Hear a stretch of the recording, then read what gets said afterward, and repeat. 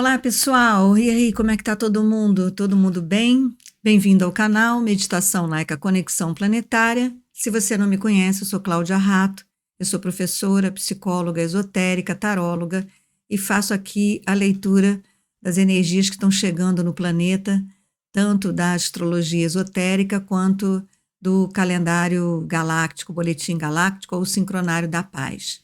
E eu sempre tive muita preocupação de como toda essa leitura esotérica pode ser aplicada na nossa realidade, porque se não for aplicada não adianta nada. Principalmente, como eu sempre digo, todos os discursos e sermões e escritos e livros até hoje não deram conta da evolução do ser humano, de um estado menos selvagem e mais humano, mais harmonioso. Então, a gente tem que dar uma chance agora ao silêncio, à meditação. Mas a meditação também não pode ser utilizada como uma fuga, né? Fecho os olhos para o mundo aí fora e só abro os olhos para o meu mundo aqui dentro. Então, como que esse mundo interno, inspirado por todas essas energias, pode atuar no mundo externo, né? Sem negar a realidade? Esse é o tema de hoje. A gente está vivendo um Sol em Câncer. Começamos uma lunação agora, no dia 28 de junho, pelo calendário gregoriano, começou a lunação de Câncer, numa lua nova. E agora a gente está numa lua crescente, pertinho da lua crescente. Toda lua crescente faz um ângulo de 45 graus com o Sol. E todo o ângulo de 45 graus, na astrologia popular, representa uma quadratura, e isso é um desafio. Mas antes mesmo que a gente chegasse nessa lua crescente, a gente teve uma semana bastante pesada no que diz respeito ao que significa o signo de Câncer regido pela lua. O quarto signo do zodíaco. E como eu falei no vídeo passado, representa um momento em que o bebezinho nasce, é o nascimento da humanidade, né? Não é o bebezinho seu ou meu, é o bebê humano. Porque Câncer é o quarto signo e o quarto signo é aquele que pega a tríade espiritual e traz para a matéria, encarna num corpo. Então, em Câncer, a gente trata da perpetuação da espécie. A gente trata da concepção e do nascimento, mas como perpetuação da espécie. Da maneira mais orgânica, da maneira mais natural, sem grandes avaliações do que significa isso e de como se deve tratar isso. É um signo regido pela Lua. A Lua tem tudo a ver com o campo emocional. O Câncer também é um signo de água. A água também representa a emoção. Então, a gente está aqui num meio bastante emocional e feminino, porque a Lua representa também o feminino. E o bebê nasce sempre de um útero de uma mulher. Então, a gente está com as questões do feminino aflorando, como tudo o que está sobre a face da Terra está vindo à luz. Só que o tema que veio à luz essa semana, sincronicamente, foi o tema do aborto.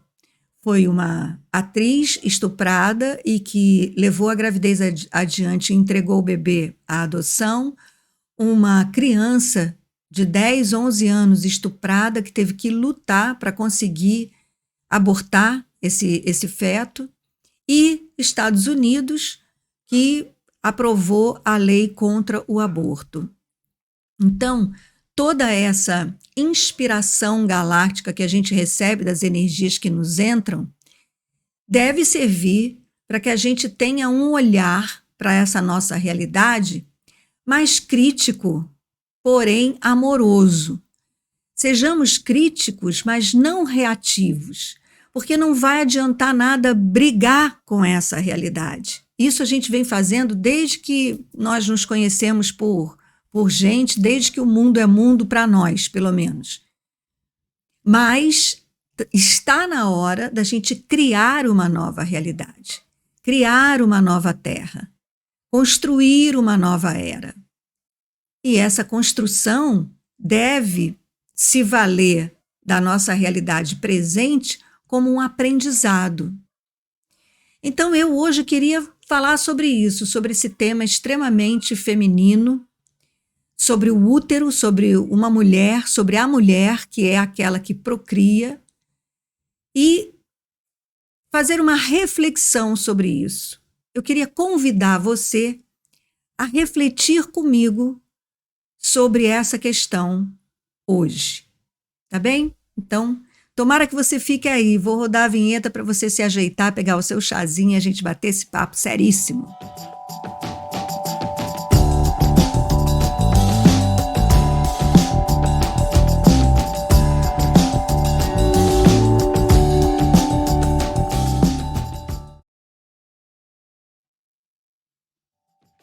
Bom, diante desses casos que surgiram durante essa semana, para mim o que mais me doeu, né, daqueles assim que você pode ouvir, lei lá nos Estados Unidos, o outro, poxa, a pequena atriz deu uma solução para o seu caso, sofreu pra caramba, mas encontrou uma saída para o seu caso. Agora, a questão da menina, esse me tocou profundamente, profundamente. E aí não deu. Eu falei assim, se eu estou me propondo aqui a fazer um trabalho de evolução espiritual publicamente, eu acho que eu tenho que me pronunciar também sobre isso, porque a espiritualidade tem que ser aplicada. Se ela não for aplicada, a gente vai criar uma outra igreja que, né, só serve para apontar dedos. Então, como é que eu pensei, quando eu vi duas juízas pedindo para aquela criança, né, desse lugar da autoridade que é uma juíza, pedindo para aquela criança sustentar o feto na barriga dela até que desenvolvesse o pulmãozinho, para que então tivesse condição de... Meu Deus, eu fiquei pensando, por que o momento em que um espermatozoide fecunda um óvulo tem que ser mais importante do que toda e qualquer circunstância que isso tenha acontecido? Por que é mais importante o espermatozoide ter fecundado aquele óvulo do que as circunstâncias em que aquilo aconteceu? Por que é mais importante o espermatozoide ter fecundado o óvulo do que o corpo que aquilo aconteceu? E, finalmente, por que é mais importante o fato de um espermatozoide ter fecundado um óvulo do que o fato de que isso pode vir a gerar um novo bebê humano? E como o bebê humano é o único animal sobre a face da Terra, primeiro, que tem consciência sobre os seus atos, ou deveria ter. E segundo, é o único ser vivo sobre a face da Terra cujo, logo após o nascimento, ele precisa de cuidados para sobreviver. Um bebê abandonado no meio do mato não sobrevive. E aí, o fato do espermatozoide ter fecundado o óvulo é mais importante do que as condições que esse bebê vai encontrar ao nascer, sabendo nós humanos que um bebê precisa de cuidado. E eu aqui estou falando dos cuidados físicos básicos. Será que ele vai ter comida para comer? Será que ele vai ter uma caminha para dormir? Será que ele vai ter agasalho, abrigo, aconchego? Em que condições essa evolução desse espermatozoide que fecundou o óvulo vai gerar um bebê e esse bebê vai nascer? E aí, evoluindo um pouquinho, né, para além desse processo de procriação humana, que é a partir desse encontro do espermatozoide com o óvulo no útero de uma mulher, a gente evoluiu um pouco mais, né? A gente estudou, pesquisou, criou linhas de pesquisa e pensamento, tem aí a sociologia, a antropologia, a psicologia. E do ponto de vista psicológico, que é uma especialidade que eu tenho, a gente já sabe que A personalidade de um ser humano, o caráter de um ser humano, ele é formado a partir de 50% de informações de nascença e 50% vindas do ambiente aonde essa criança vai se desenvolver. É o que nós chamamos de 50% de nature e 50% de nurture. Tem uma pesquisa muito interessante sobre isso. Gêmeos separados, né, gêmeos univitelíneos separados que foram criados em ambientes diferentes e depois foi medida a diferença entre um e outro. Então, o ambiente tem 50% de influência sobre o caráter e a personalidade daquele ser humano. Vamos fazer aqui uma paradinha, fazer um parênteses para falar de vida e morte. O ser humano, temos visto agora em 2022, verdadeiros atos de barbárie. Em 2022, com esse bocadinho que a gente evoluiu, estudando um pouquinho, a gente vê um ser humano matando o outro, com gás lacrimogênio, enfurnado num porta-mala de um carro. A gente vê o outro policial que bota a bota no pescoço do outro até matar. Enfim, isso o que vem a público, fora o que não vem a público. Então a gente presencia isso em 2022, esses atos de barbárie por pessoas que, né, cresceram, tiveram uma chance, têm um trabalho, um emprego e estão aí se matando. Aí eu me lembrei do seguinte, de quando eu voltei da Inglaterra com todos os meus estudos sobre o tarô, como que os arcanos maiores definem a psique humana, Adam Kadmon, como que o ser humano funciona, né, do ponto de vista da sua psique. E logo no primeiro arcano do mago, eu aprendi que o ser humano pode tudo e que ele não tem que nada. E nas primeiras aulas que eu dei, eu encontrei reações. Como que pode tudo? Não pode. O ser humano não pode matar outro. Pode. Pode. Tanto pode que mata. Ele não deve. Aí criam-se todas as leis, etc. Ele não deve. Mas que ele pode, pode. Então, o que leva, né, um ser humano a matar outro? E muitas vezes por motivo torpe. Aí eu volto para o bebê. 50%, 50%. Os 50% da criação dessa criatura, da educação dessa criatura, do suporte afetivo, emocional, para além do alimentar, da sobrevivência, se não for substancial para construir um bom caráter, uma personalidade equilibrada, dá nisso. E aí cresce se tornando um ser humano perigoso para a sociedade. Perigoso. Eu tenho um testemunho para dar.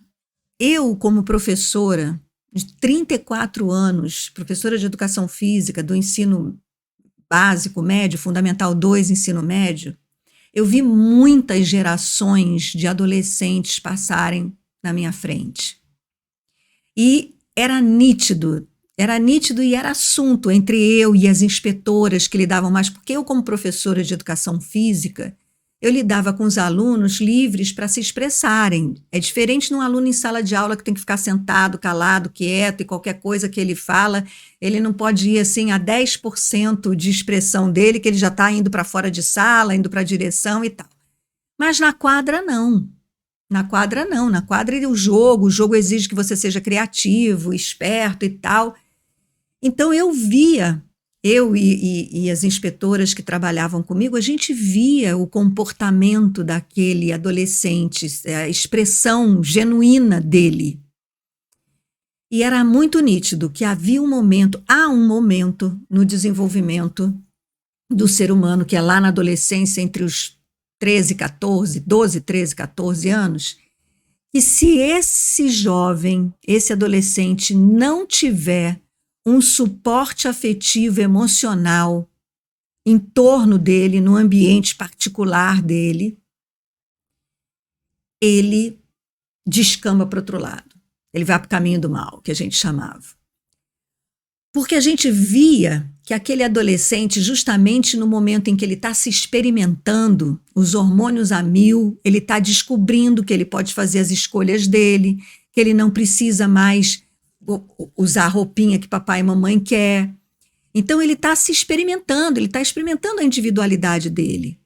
E como é uma experimentação mesmo, muitos erros se cometem. Às vezes a gente fala bobagem e o meio social é muito cruel com essa experimentação.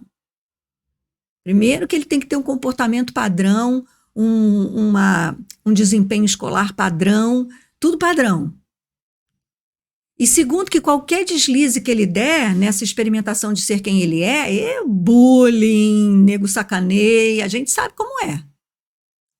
Então, se esse jovem não tiver no meio particular dele, no que seria a família, mas que pode ter qualquer configuração, é um jovem de orfanato, de uma instituição, se esse lugar não der suporte afetivo e emocional para ele substancial, ele vai devolver ao mundo o que ele recebeu.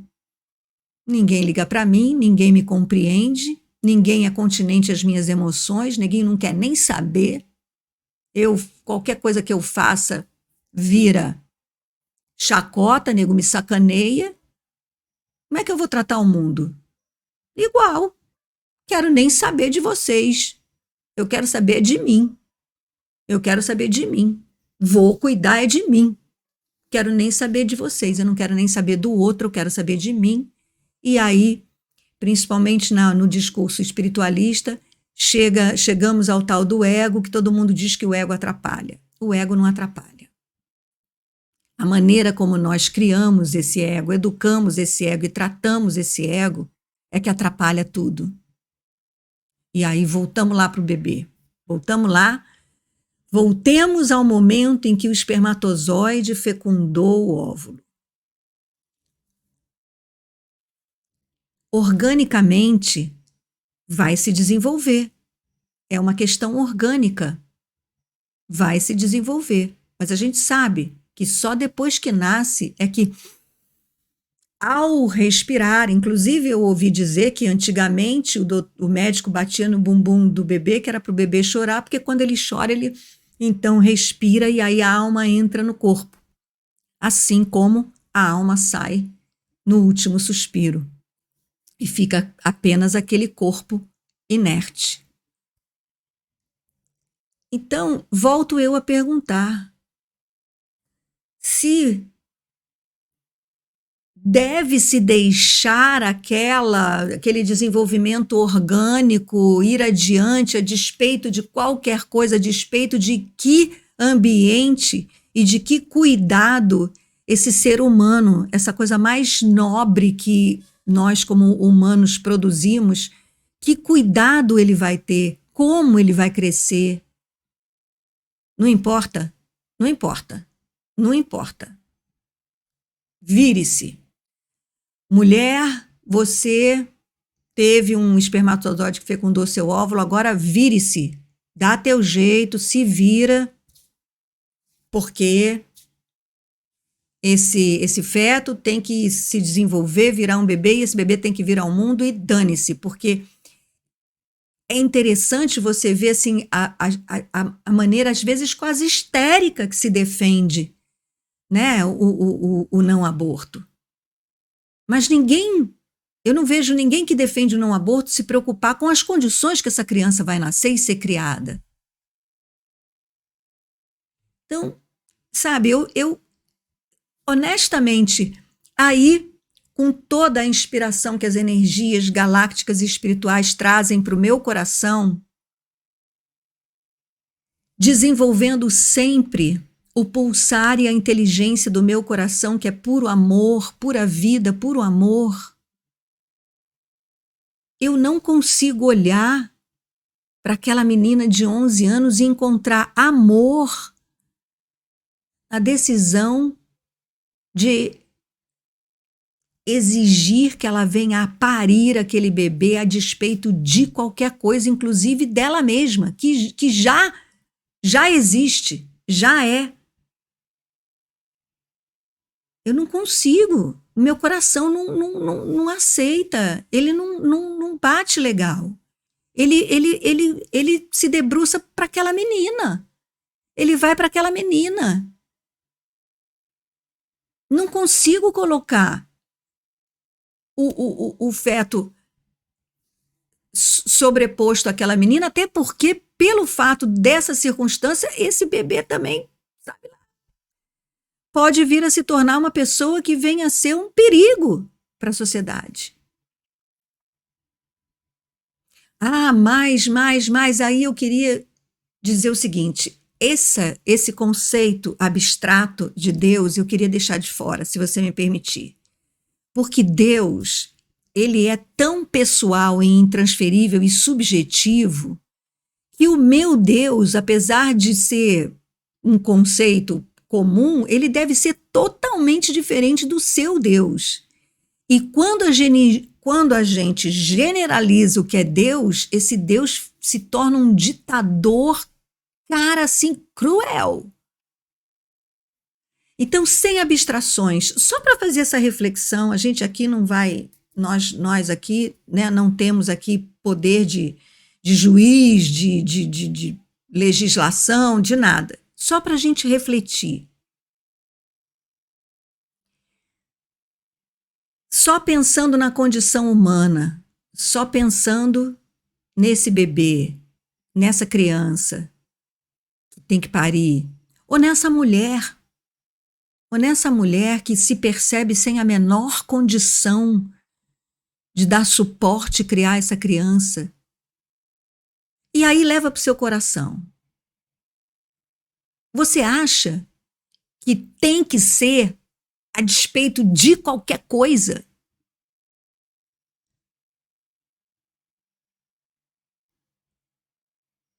E para mais uma colocação, uma vez que estamos aqui nesse signo de Câncer, regido pela Lua, falando da mulher,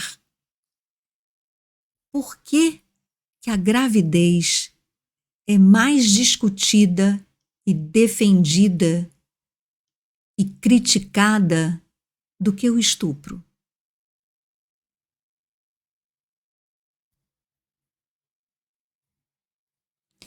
Eu queria deixar essa questão aqui para vocês. Eu adoraria ler os seus comentários, porque eu acho também que está na hora da gente olhar para isso com mais coragem, sabe? Age, é agir com coração, colocar mais coração nessa questão, porque isso é uma questão comum a todas as mulheres, e essa questão atravessa indiscriminadamente todas nós mulheres. Então, que a gente seja mais corajosa para ser mais amorosa, umas com as outras. Gratidão. Namastê. Em Lakesh. Eu sou um outro você.